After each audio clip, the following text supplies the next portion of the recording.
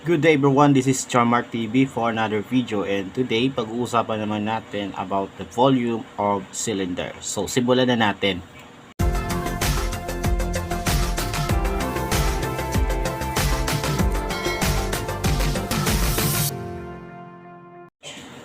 Okay, so bagong lahat is i-define muna natin kung ano ang cylinder. A cylinder is a three-dimensional figure with two circular parallel bases.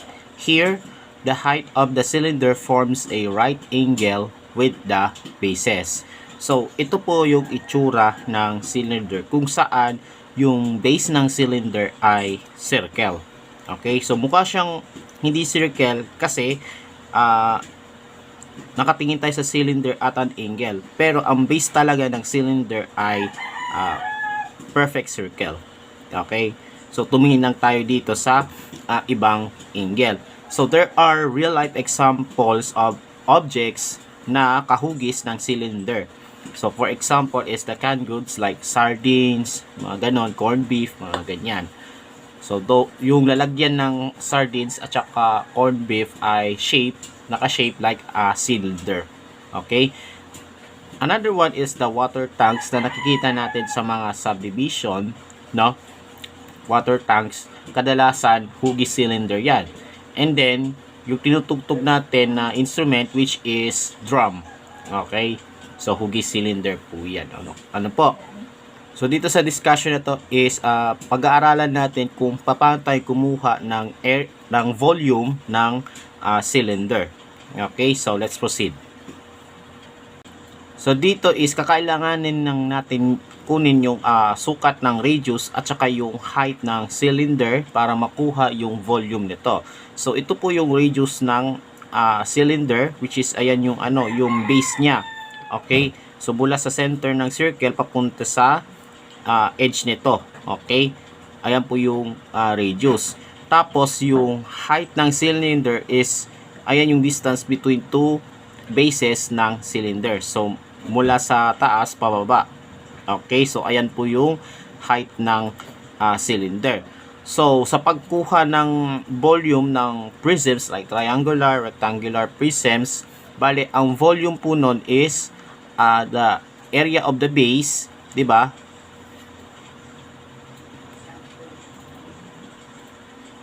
Times the height. Okay? So, area of the base times height. So, ayan po yung volume ng kahit anong prism. Okay?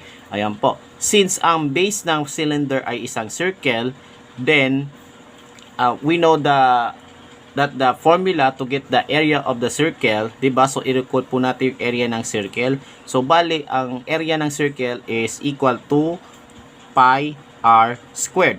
Diba? So, ayan po yung formula to get the area of the circle. Since, kagaya nga na sinabi ko, yung base ng cylinder ay circle, so bale, ang volume nun is the area of the circle times the height. So, yun po magiging volume ng cylinder. Okay? So, pi r squared multiplied by height. Or, should we say, V is equal to pi r squared h. So, ibig sabihin nun, pi times r squared times h. So, imumultiply mo lang tong tatlong ito. Okay? And this is the formula to get the volume of the cylinder. So, remember po, yung r po dito is the radius. Ang h naman po dito is yung height. And then, yung pi dito is the constant number equal to 3.1415926. Pero gagamitin na lang natin is yung approximated form na 3.14. Okay? Okay, so let's have some examples on finding the volume of the cylinder. Okay, so to start with, number 1. Find the volume of the cylinder whose radius is 3 cm and whose height is 4 cm. So, first, i-analyze muna natin maigi yung problem. So, ano nga ulit yung volume ng cylinder, yung formula nun? So, V is equal to pi r squared h. So, remember po, yung r po dito is yung radius at saka yung height ng cylinder, Yung h po dito ay yung height ng cylinder. Okay? So, first, kukunin muna natin yung radius and then yung height ng cylinder na nakasaad sa problem. Ano po? So, ito po yung radius at ito naman po yung height. Okay? So, yung radius ng cylinder, so kung babasahin natin na maigi, radius is 3 centimeters. Okay? So, 3 centimeters. Tapos, yung height ng cylinder, whose height is 4 centimeters. So, ibig sabihin, yung height ng cylinder sa problem ay 4 centimeters. Okay? So, ayan po yung given. Okay? So, ito po yung given na tinatawag. So, the question is, kukunin natin yung volume ng cylinder. Okay? And ito po ang gagamitin natin. Ano po? So, as you can see, sa illustration, so, ito po yung radius na tinutukoy sa problem, which is 3 centimeters.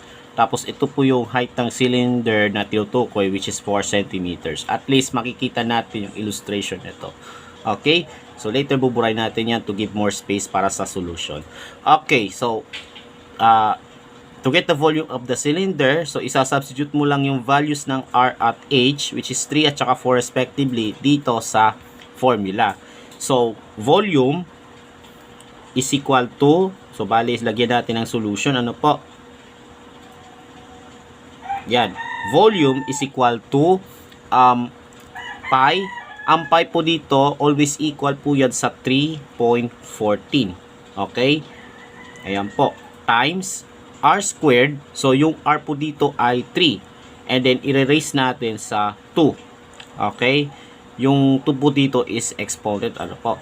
And then, times yung h po dito, which is yung height, which is 4. Ayan po. So, we have now 3.14 times 3 squared times 4. So, bale, buray na nga natin to. Ayan. Bale, para ma-evaluate natin yung expression, unahin mo muna natin yung may exponent, of course. So, we have 3 squared. And yung 2 dito, no, ibig sabihin, imumultiply mo sa sarili itong number na ito. So, 3 squared, that means 3 times 3. No? So, 3 squared is equal to 3 times 3, which is equal to 9. Okay, so ito magiging 9 na siya. So that, ilipat nga natin dito, V is equal to 3.14 times 9 times 4. Okay, ayan po. And then, saka natin i-multiply itong tatlong numbers from left to right. So, 3.14 times 9 and then times 4. But first, multiply muna natin itong 9 times 4. Kasi, since para sila multiplication, it doesn't matter kung alin sa kanila ang mauuna. So, ito muna tayo. Ano po? 9 times 4. So, 9 times 4 is 36. So, 3.14 times 36. And then, by using the concept of multiplying decimals, i-multiply natin itong dalawa. So, 3.14. So, this means ang nakuha nating value after we multiply these two numbers, we have 113.04. And then, isulat natin yung appropriate unit. So, ano bang unit na binigay ng problem? cm or centimeters. Okay? So, ang unit para sa volume is same thing pa din, kaso naka-raise siya sa 3. Okay?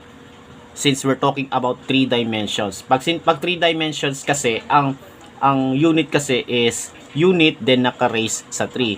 Pero kapag area of a shape, since ano siya, 2-dimensional siya, ang exponent ng unit ay 2 doon sa area. So, bali sa volume, isusulat na lang natin itong unit, which is cm, then erase natin sa 3 since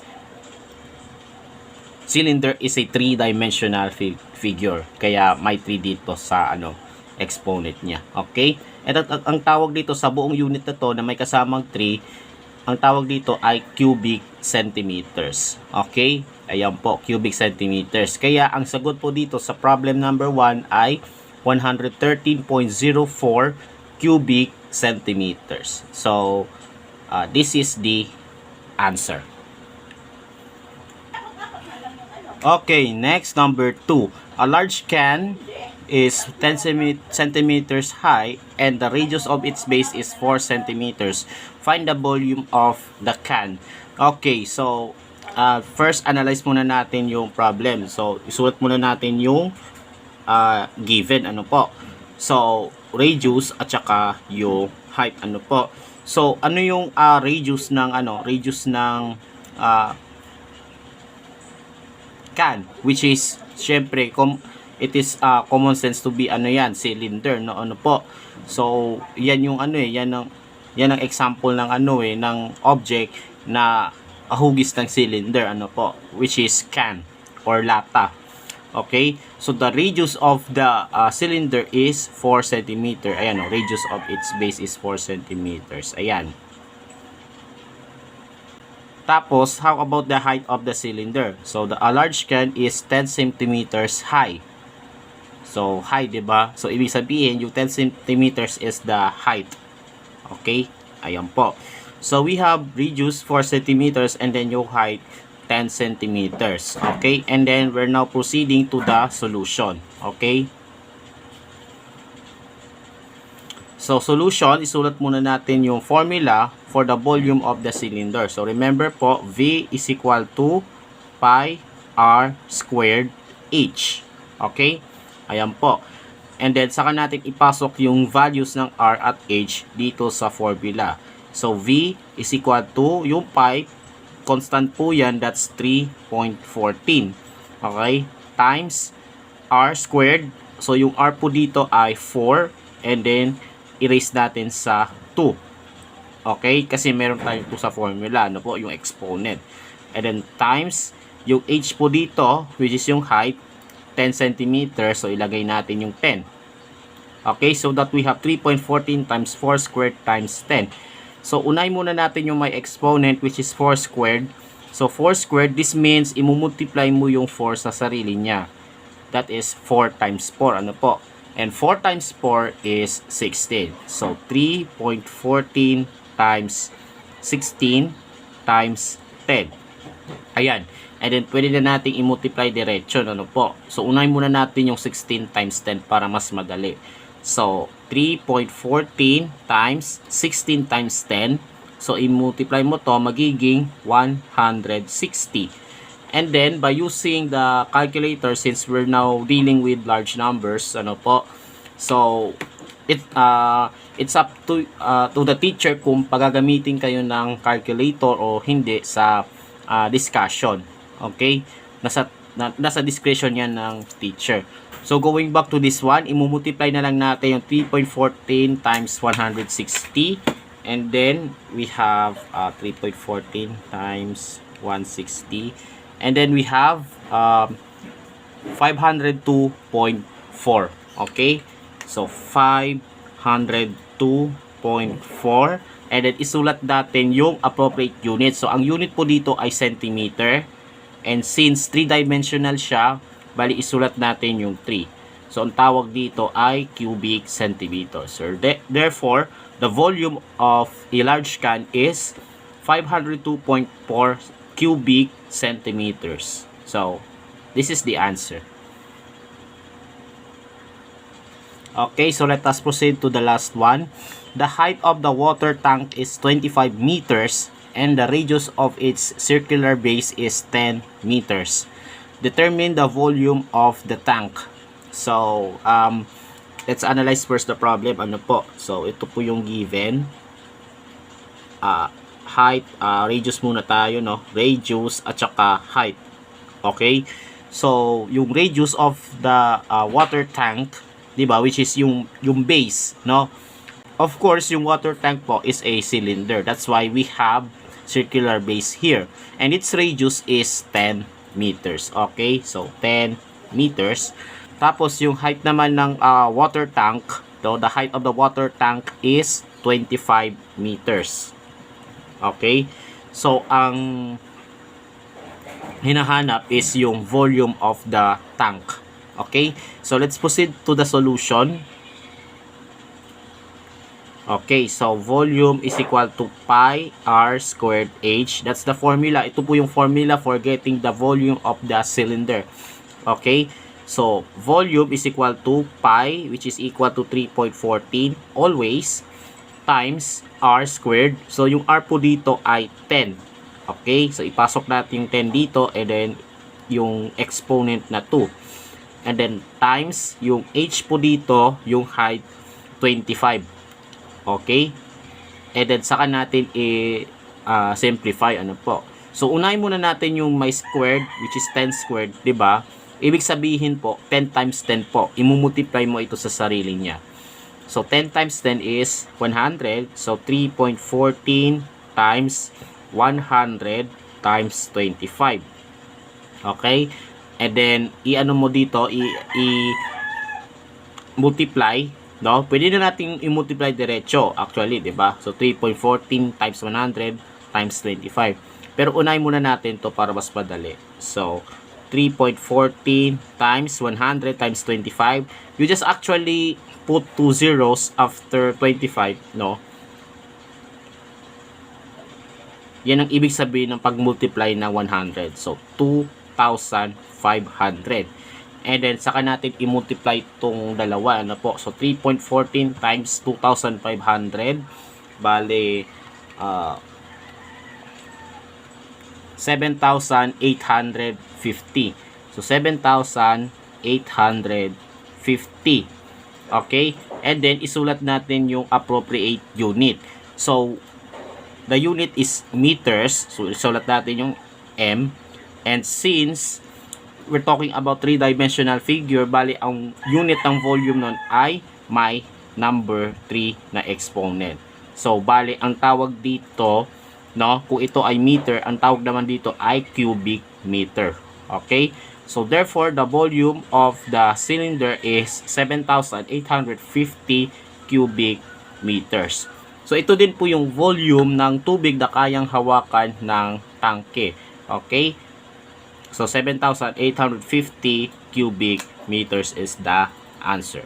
Okay, ayan po. So that's all for today about the volume of the cylinder. So remember po, the formula for the volume of the cylinder is V is equal to pi r squared h, where r is the radius, h is the height, and pi is equal to 3.14 as the approximated value. Okay, so that's all for today, and I hope you have learned something. Sana ay nakatulong sa inyo itong mga videos na ina-upload ko. Okay, so do not forget to subscribe to my YouTube channel for more videos, and follow me also on my TikTok account. Stay safe, God bless, and as always, have a great day to all.